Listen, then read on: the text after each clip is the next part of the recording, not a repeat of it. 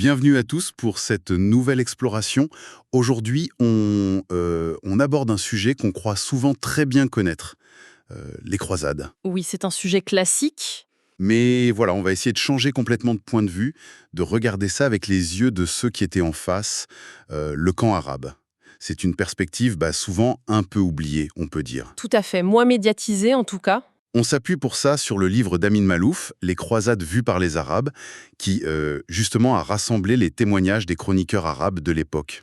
Et, point super important dès le début, pour eux, ce n'étaient pas des croisades. Ah non, absolument pas. Le mot n'existait pas pour eux comme ça. C'était des invasions, voilà, des guerres menées par les franges. Ce mot, frange, ça désignait tous ces guerriers venus d'Occident.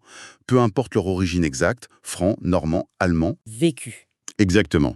Alors, notre objectif aujourd'hui, L'idée, c'est vraiment de comprendre comment ces invasions franques ont été perçues sur le moment, quel a été l'impact sur les sociétés arabes, comment elles ont réagi face à ce choc venu de l'Ouest. mhm, On va essayer de décrypter un peu les moments clés, les personnages importants, et même, vous allez voir, les observations culturelles parfois étonnantes que ces témoins nous ont laissées. C'est un peu comme revoir un film connu, mais avec la caméra de l'autre camp, quoi. j'aime bien l'image. Et ce film, il commence très fort, avec une scène vraiment marquante. Racontez-nous un peu comment la nouvelle de la prise de Jérusalem arrive à Bagdad en 1799. Ça a dû être quelque chose. Ah oui, terrible, c'est faible. Il faut imaginer la scène. On est en août 1099 à Bagdad, le cœur, enfin le centre théorique du califat abbasside. Et là, un homme débarque au divan, le conseil du calife, Al-Mustazir Billah. Oui. C'est Abu Saad al-Arawi, un cadi, donc un juge, une figure respectée, mais il arrive sans turban, la tête rasée. Ah oui, signe de deuil profond, c'est ça. Exactement. C'est le signe d'une calamité absolue. Et il n'est pas seul, il y a une foule de réfugiés avec lui, complètement désemparés. Il vient chercher de l'aide, j'imagine, supplier le calife. Il vient surtout crier sa rage, l'urgence. Il bouscule tout le monde, il interpelle le calife, les dignitaires qui somnolentent un peu. Il leur lance quelque chose comme Osez-vous sommeiller alors que vos frères de Syrie n'ont plus pour demeure que les selles des chameaux ou les entrailles des vautours, que de sang versé. Waouh. C'est un discours enflammé, désespéré. Il ne demande pas la pitié, il exige une action militaire, là, tout de suite. Jérusalem est tombée un mois plus tôt et ces gens sont des survivants venus témoigner de l'horreur. Et cette horreur, justement, la prise de Jérusalem elle-même, comment les chroniqueurs arabes la décrivent-ils? Les récits, comme celui d'Ibn al-Athir, par exemple, ils font froid dans le dos. Après un siège difficile, les franges pénètrent dans la ville par le nord. Et ce qui suit est décrit comme un massacre méthodique. Carrément. Oui. Ibn al-Athir parle de plus de 70 000 musulmans tués en une semaine. Beaucoup dans l'enceinte même de la mosquée Al-Aqsa, qui est quand même un lieu ultra sacré pour l'islam. 70 000, c'est énorme comme chiffre. Et les autres communautés, il y avait des juifs aussi, non? Oui, et leur sort, raconté par Ibn al-Kalanissi, est tout aussi terrible. Apparemment, ils ont été regroupés dans leur synagogue principale Et et les franges y auraient mis le feu, les brûlant vifs. Des monuments importants, musulmans, juifs sont pillés, détruits. C'est une violence qui choque énormément les esprits là-bas, surtout quand on compare il y avec... avait un précédent, une autre prise de Jérusalem. Oui, et c'est ça qui frappe les chroniqueurs. Ils rappellent tous la prise de Jérusalem par le calife Omar en 638. Ah oui? Et à l'époque, Omar avait garanti la sécurité des habitants chrétiens, le respect de leurs lieux saints. Il y a même cette fameuse anecdote où il refuse de prier dans l'église du Saint-Sépulcre Pourquoi donc? pour éviter que plus tard, les musulmans ne disent « Ah, le calife a prié ici, donc c'est une mosquée ». C'était un geste de respect. Et donc, le contraste avec la brutalité des franges en 1099 est saisissant. Pour les Arabes, ça souligne vraiment la barbarie de ces nouveaux arrivants. Ils vont même jusqu'à expulser les prêtres chrétiens orientaux du Saint-Sépulcre et les torturer pour savoir où est cachée la vraie croix. D'accord. Donc une image de barbarie qui s'installe très vite. Et ça ne s'arrête pas à Jérusalem, j'ai l'impression. J'ai lu des choses encore plus extrêmes. Vous pensez sans doute aux événements de Massara en Syrie. C'était un peu avant, fin 1098. Ah oui, ça, c'est un épisode qui a laissé des traces terribles dans les mémoires. J'ai ce qui s'est passé à Massara. Après la prise de la ville, assiégée et affamée, des actes de cannibalisme sont rapportés chez les franges. Et c'est pas juste des on-dit. Du cannibalisme. Sérieusement. Par les croisés. Oui, oui. Malouf cite un chroniqueur franc, Raoul de Caen, qui écrit noir sur blanc, hein, à Malahar, les nôtres faisaient bouillir les païens dans les marmites, fixer les enfants sur des broches et les dévorer grillés. C'est glaçant. C'est brutal, c'est direct. Les chefs francs eux-mêmes, dans une lettre au pape, ont tenté de justifier ça par une terrible famine qui les aurait mis dans la cruelle nécessité de se nourrir des cadavres des Sarrasins. La faim comme explication, donc. Mais est-ce que c'était vraiment juste ça? Difficile d'être catégorique, Malouf mentionne aussi l'existence de groupes de frangins très fanatisés, les Tafurs, qui semblaient presque revendiquer le fait de manger la chair des Sarrasins, comme un acte de foi extrême. Ah oui? Oui, et un autre chroniqueur franc, Albert Daix, enfonce le clou. Les nôtres ne répugnaient pas à manger non seulement les Turcs et les Sarrasins, mais aussi les chiens. Donc que ce soit la faim, le fanatisme ou un mélange horrible des deux, l'impact sur l'image des franges a été absolument dévastateur. Les poètes, la tradition orale, tout ça a propagé cette vision d'un vasisseur barbare, inhumain. On comprend mieux. Face à cette brutalité, ces horreurs, comment le monde arabe réagit politiquement? On imagine une mobilisation générale, un front uni, non? Eh ben, pas du tout. En tout cas, pas au début. Et c'est ça qui est incroyable et tragique quand on lit les sources arabes, c'est la division politique totale. Ah bon? Oui, il n'y avait pas de monde arabe uni face à l'invasion. Chaque émir, chaque petite ville fortifiée pensait d'abord à ses propres intérêts, souvent par peur ou par calcul à très court terme. Vous avez des exemples concrets de cette division? Ah bah oui, plein. L'émir de Shaïzar, par exemple, Sultan Imumunkid, d'ailleurs c'est l'oncle du futur chroniqueur Osama dont on reparlera, il a préféré négocier avec Raymond de Saint-Gilles, un chef franc. Il lui a donné des vivres, des guides, juste pour qu'il passe son chemin sans attaquer son territoire. Pas très glorieux. Non. L'émir de Homs, Jana ad-Dawla, pourtant connu pour sa bravoure, il a couvert le même Saint-Gilles de cadeaux en appliquant le vieux proverbe. Le bras que tu ne peux pas casser, embrasse-le. D'accord. Et le pire, peut-être, c'est le puissant vizir d'Égypte, Al-Afdal. Lui, carrément, il a proposé aux franges un partage de la Syrie. Le nord pour vous, les franges, et le sud, y compris la Palestine, pour nous, les Égyptiens. Mais c'est incroyable. Il leur déroulait presque le tapis rouge en quelque sorte. C'est un peu ça l'idée au début, oui. La peur et les rivalités internes étaient plus fortes que la menace extérieure. Et le calife à Bagdad alors? Celui qu'Al-Raoui était venu voir en pleurant. Il ne pouvait rien faire du tout. Absolument rien. Al-Mustazir Billah, c'était une figure religieuse, respectée comme telle, mais politiquement et militairement, il n'avait aucun pouvoir réel. On le décrit comme un jeune homme plutôt jovial, artiste, mais pas très intéressé par les affaires de l'État, quoi. Son armée, c'était juste une garde personnelle d'eunuques. D'accord. Le vrai pouvoir, il était détenu par les sultans turcs seldjoukides. Sauf que eux aussi, ils étaient complètement divisés par des querelles de succession et des luttes internes. Donc, l'appel au secours désespéré d'Al-Raoui, il est resté sans vraie réponse au sommet. Mais alors, si les dirigeants sont divisés ou impuissants, d'où vient la résistance? Parce qu'il y en a eu une quand même. Elle vient d'en bas, et elle a mis beaucoup de temps à s'organiser. C'est ça qui est important. Les réfugiés, comme ceux qui suivaient Al-Raoui, ont joué un rôle. Ils ont maintenu la mémoire de l'horreur et l'appel à la vengeance. Des prédicateurs ont commencé à appeler au djihad. Le djihad au sens de guerre sainte. Ici, oui, au sens d'effort de défense armée contre l'envahisseur, considéré comme un devoir religieux. Il y a eu des manifestations populaires à Bagdad. Des gens qui rompent le jeûne du ramadan en plein jour pour protester, qui font irruption dans les mosquées pendant la prière pour exiger une action militaire. Ah oui, une pression populaire. Exactement. À Alep aussi, il y a eu des révoltes menées par un cadi, Ibn al-Khashab, contre l'émir local jugé trop mou face aux franges et même accusé de collusion avec la secte des assassins, les Batinis. C'était lent, c'était chaotique, mais petit à petit, une prise de conscience émergeait, l'idée qu'il fallait s'unir et se battre. Et c'est là qu'apparaissent les premières grandes figures capables de commencer à unifier cette résistance escline. Voilà, exactement. Le premier vrai coup d'éclat militaire du côté arabe, c'est Zinki qui le réalise. C'était l'Atabek, une sorte de gouverneur militaire turc de Mossoul et d'Alep. Et qu'est-ce qu'il fait, Zinki? En 1144, il réussit à reprendre la ville d'Édesse. C'était un des tout premiers États fondés par les Franges, un symbole fort. Et là, c'est un vrai choc. Pour les Franges, c'est la première grosse défaite. Pour le monde arabe, c'est un immense encouragement. La preuve, enfin, que ces envahisseurs ne sont pas invincibles. J'imagine l'enthousiasme. Ah oui, le calife de Bagdad couvre Zinki de titres honorifiques, tous plus ronflants les uns que les autres, c'est dire l'impact psychologique, hein.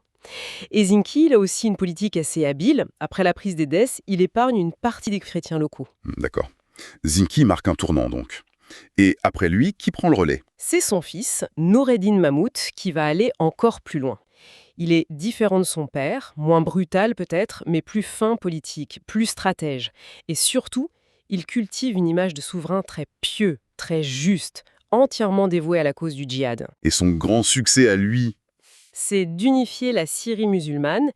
Il réussit à prendre Damas en 1154, réunissant enfin les deux grandes villes rivales Alep et Damas sous une même autorité. Et il ne prend pas Damas par la force brute, hein. Il la séduit, en quelque sorte, en se présentant comme le seul rempart crédible de l'islam face aux franges. Il prépare vraiment le terrain idéologiquement et militairement pour la reconquête. Il meurt en 1174. Et là, on arrive logiquement à la figure la plus célèbre, en tout cas en Occident, j'imagine, Saladin. Saladin, oui, Salah ad-Din Youssouf. D'origine kurde, pas arabe ni turc, c'est important, il commence sa carrière au service de Noureddin. C'est ça. Il est envoyé en Égypte, et là, il réussit un coup de maître. Il prend le pouvoir au Caire en 1169, il met fin au califat chiite des Fatimides, qui était rival de celui de Bagdad, et il réunifie l'Égypte sous l'autorité sunnite, en théorie du moins. Et après la mort de Noureddin? Eh bien, après la mort de Noureddin, Saladin réussit progressivement à unifier sous son propre commandement l'Égypte et la majeure partie de la Syrie. Non sans mal, hein, il y a des tensions avec les héritiers de Noureddin, mais il y parvient. Et son heure de gloire, c'est Hattin, c'est ça? Exactement. 1187, la bataille de Hattin. Une victoire écrasante sur les armées franques réunies. Le roi de Jérusalem, Guy de Lusignan, est fait prisonnier. Et Saladin fait exécuter personnellement Renaud de Châtillon. Ah, le fameux Arnat des chroniques arabes. Lui-même, un seigneur franc particulièrement détesté pour ses pillages de caravanes, ses provocations, il avait même menacé d'attaquer la Mecque. Donc son exécution est très symbolique.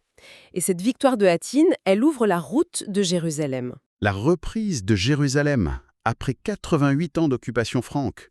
Ça a dû être un événement absolument immense dans tout le monde musulman. Immense, oui. Mettre fin à l'occupation de la troisième ville sainte de l'islam, c'était un symbole extraordinairement puissant. Saladin devient une légende. Mais vous disiez qu'il faut nuancer son image. Oui, parce que même à l'époque, certains chroniqueurs arabes, comme le même Ibn al-Athir, lui ont reproché une certaine clémence, peut-être un manque de détermination après Hattin. Ah bon? Comment ça? Par exemple, en ne poursuivant pas assez vite et fort le siège de Tyr. Il a laissé aux franges une base sur la côte, et c'est de là qu'ils ont pu recevoir des renforts et lancer ce qu'on appelle la troisième croisade avec Richard Cœur de Lion et les autres. Donc oui, Saladin était un grand chef militaire, un fin politique, mais sa gestion de la victoire n'a pas fait l'unanimité chez les siens. C'est intéressant de voir ces critiques internes, même pour une figure aussi emblématique. Et après Saladin, la lutte continue, j'imagine. Les frangins ne sont pas encore partis. Non, loin de là. Sa dynastie, les Ayyoubides, continue de régner, mais avec des hauts et des bas, beaucoup de divisions internes aussi d'ailleurs. Et là, il y a une autre figure très intéressante qui émerge. Al-Kamel, un neveu de Saladin, sultan d'Égypte. Qu'est-ce qu'il a de particulier, Al-Kamel? C'était un vrai pragmatique. Il a repoussé une invasion franque en Égypte, la 5e croisade notamment, en utilisant intelligemment les crues du Nil. Mais il est surtout célèbre pour un acte, très controversé. C'est-à-dire? En 1229, il a rendu Jérusalem à l'empereur germanique Frédéric II, par traité. Pardon? Il a rendu Jérusalem après tout ce que Saladin avait fait pour la reprendre? Mais pourquoi? C'était un calcul politique très complexe. En gros, il voulait avoir la paix avec l'empereur Frédéric II, qui était puissant et menaçait l'Égypte, pour pouvoir mieux se battre contre ses propres cousins et rivaux ayyoubides en Syrie. Ah d'accord, la politique interne avant tout. Un peu ça, oui. Et il faut dire que Frédéric II était un personnage très particulier. Il parlait arabe, il était fasciné par la culture orientale, il était excommunié par le pape. Ça a sans doute facilité les négociations. Mais imaginez le choc dans le monde musulman, hein. Un chroniqueur de l'époque parle d'une immense tempête d'indignation. Rendre Al-Quds, la ville sainte, sans combattre, c'était impensable pour beaucoup. On imagine. Cette période semble vraiment pleine de revirements stratégiques. Mais alors, comment ça se termine?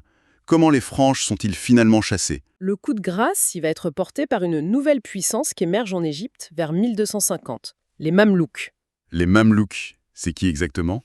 Ce sont à l'origine des esclaves soldats, majoritairement d'origine turque ou circassienne du Caucase. Ils formaient l'élite de l'armée ayoubide et finalement, ils renversent leur maître et prennent le pouvoir pour eux-mêmes au Caire. Et avec les Mamelouks, on change de ton. La lutte contre les Franches devient beaucoup plus dure, systématique. Et il y a des figures marquantes chez ces Mamelouks? Oui, deux sultans surtout. Le premier, c'est Baybars, un personnage fascinant. Il a joué un rôle clé dans une victoire cruciale, non pas contre les Franges, mais contre un autre envahisseur encore plus redoutable, les Mongols. Ah oui, la fameuse bataille d'Enjalut? Exactement, en 1260. Même si, techniquement, c'est Koutouz qui était sultan à ce moment-là, Baybars était le commandant sur le terrain et il assassine Koutouz juste après pour prendre le pouvoir. Une fois sultan, Baybars mène une guerre quasi continue contre ce qui reste des États francs. Il est impitoyable, j'ai lu ça. Oui.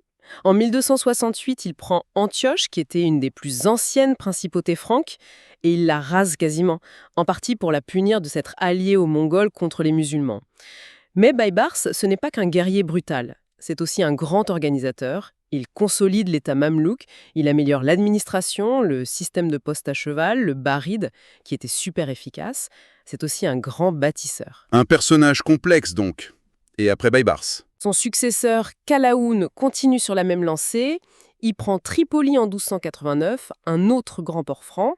Il essaye même, curieusement, de régulariser la présence franque restante par un traité en 1283, mais ça ne tient pas longtemps. Et la fin, c'est Acre, c'est ça? Le dernier bastion? C'est ça.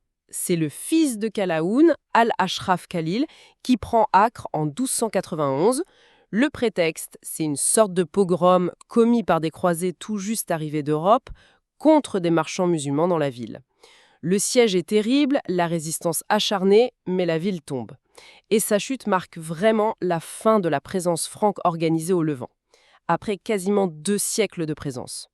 D'ailleurs, un jeune émir qui était là à Boulfida nous a laissé un récit de ce siège. Donc, sur le plan militaire, le monde arabe finit par avoir le dernier mot. Mais si on sort un peu des batailles, qu'est-ce que ces chroniques nous disent sur le regard que les Arabes portaient sur ces franges, sur leurs différences culturelles, leur mode de vie? Ah, ça c'est un des aspects les plus savoureux, on peut dire, de ces textes.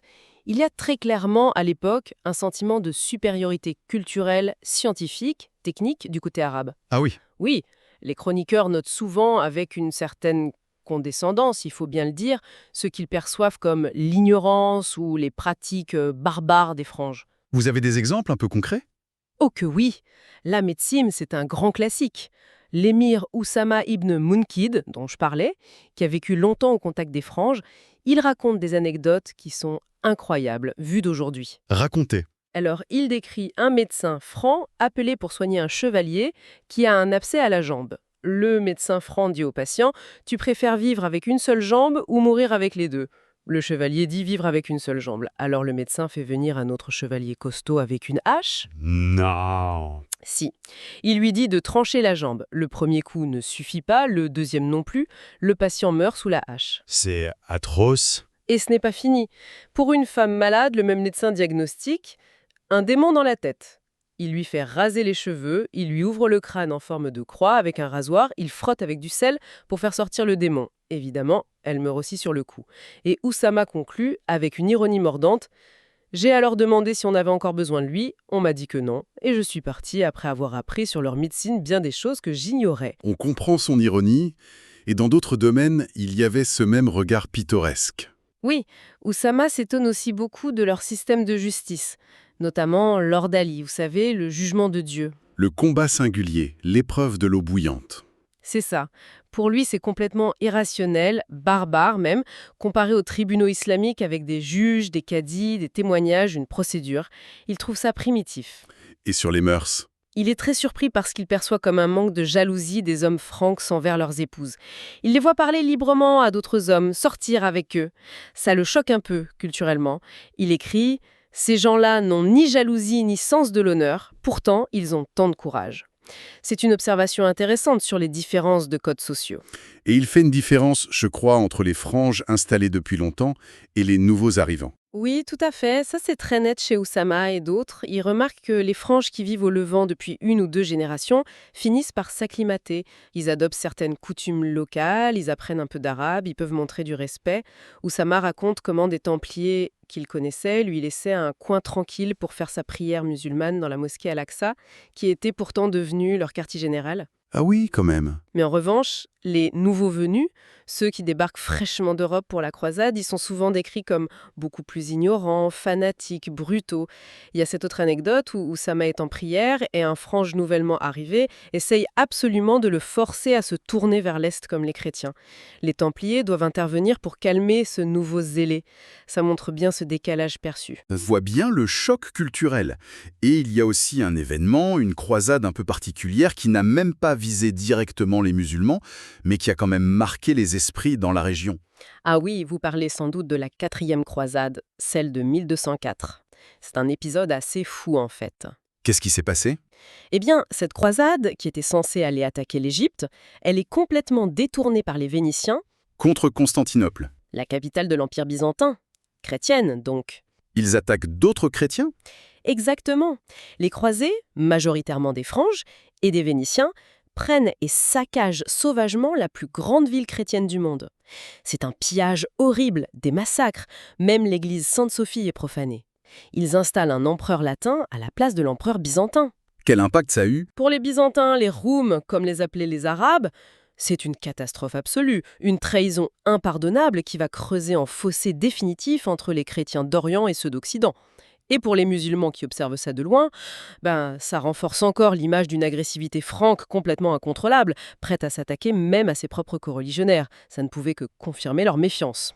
Bon, si on essaye de faire une petite synthèse de tout ça, qu'est-ce qu'on retient principalement de cette vision arabe des croisades, à travers ces chroniques? Alors d'abord, je dirais une perception radicalement différente de l'image qu'on a souvent en Occident. Pas d'épopée héroïque, mais plutôt le récit d'une agression brutale, longue, menée par des franges, souvent perçues comme, comme des barbares, au début en tout cas. D'accord. Ensuite, Ensuite, la grande faiblesse initiale du monde arabe.